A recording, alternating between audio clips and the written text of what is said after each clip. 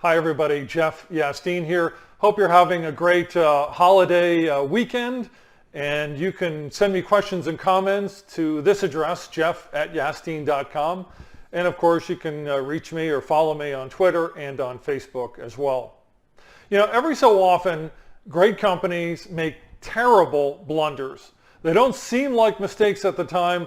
Often the decision at first is cheered by all when it's announced, and only later, as problems pile up, does it begin to dawn on a company's executives that, gee, maybe this wasn't a good idea after all. And by then, of course, it's too late.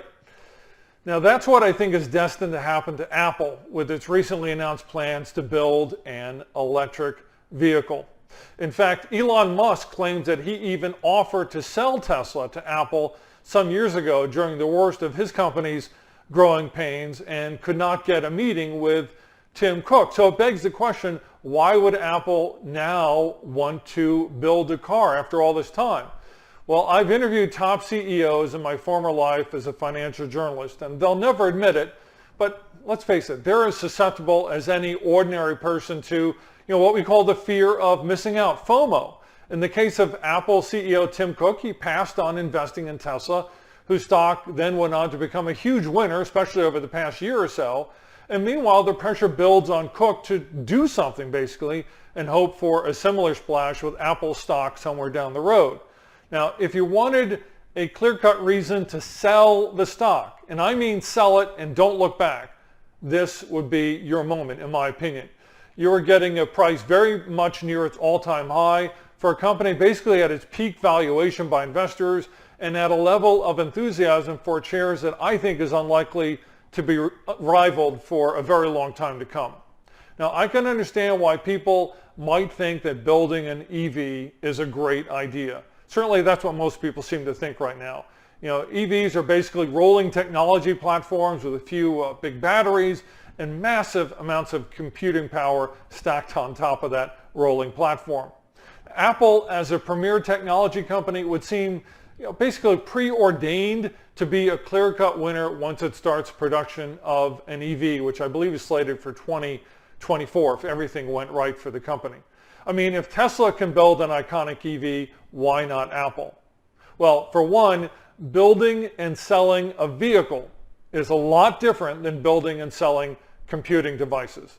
It's a highly regulated industry at both the federal and state level. It's a lot more costly, and dollar for dollar, it's a lot less profitable too. And when a company expands into a new business that is less profitable than its current one, that, in my opinion, is a recipe for trouble. And the best way to show that to you is by comparing Tesla and Apple with a financial measurement called return on capital, ROC. You'll often see it referred to. Now, when we consider investing in a business of any kind, whether it's a stock or a local business, we expect that profits will come back to us relative to the amount of money invested, as well as considering any loans taken out by the company. And that's what return on capital measures. So when it comes to Tesla, investors, yes, are happy to pay ever higher prices to own the stock because it's the leader in a highly exciting, groundbreaking industry. So there's huge amounts of enthusiasm there. But the actual return to shareholders remains negligible at this point. It's only about 4 cents out of every dollar invested, and it was negative for Tesla's basically the past decade. By comparison, Apple is highly profitable with an average return on capital in excess of 30% over the past 10 years. In other words, Apple is returning 30 cents out of every dollar invested by shareholders. So if you want a reason why Wall Street loves Apple, that's the reason, because it is so efficient in generating profits relative to the money that we put in as shareholders. So of course there's even more enthusiasm then to own the stock. But what happens when that business model changes and now it's moving into this other business called automobile manufacturing that tends to consume huge amounts of a company's capital just to get up to the point that it actually is able to produce one car? That, I think, is going to be the key point for Apple going forward here. There's another reason that I think Apple is making a blunder here with this electric vehicle decision. In computing devices, Apple has a unique advantage and no true competitors. I mean, no other company, no matter how much money it spends, can match what Apple already does or get the support from customers. And that's why Apple commands premium prices for its products and its services.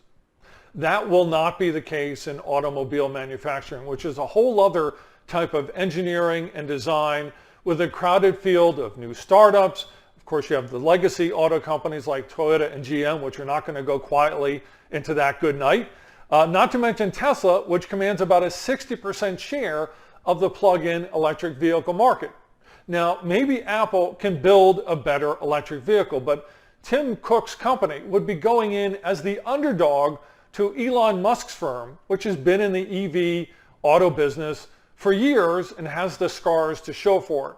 Apple, on the other hand, even when it hires the very best executives out there, which it can afford to do, it has to build its operations from scratch or buy it in pieces from other manufacturers and suppliers, and it has to learn from its inevitable and costly mistakes on the way because it just has not been in the car business before.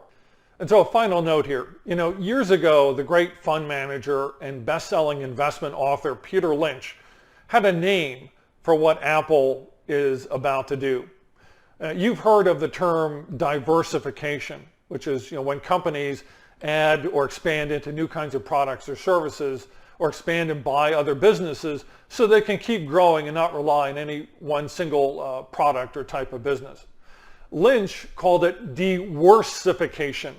In his view, companies that try to diversify often wind up getting into businesses that create more headaches with less profitability than they're worth, and it ends up being a big mistake. So this idea with Apple and the EV sector, I understand that my view is not a popular one, but I believe that it's likely to cost Apple a lot more in coming years in the way of lower profitability and higher expenses, as well as a stagnating stock price in the years to come. If you like what I'm talking about, make sure to keep following us on our YouTube channel, subscribe and like us, and of course also follow me on Twitter and on Facebook. I'm Jeff Yastine.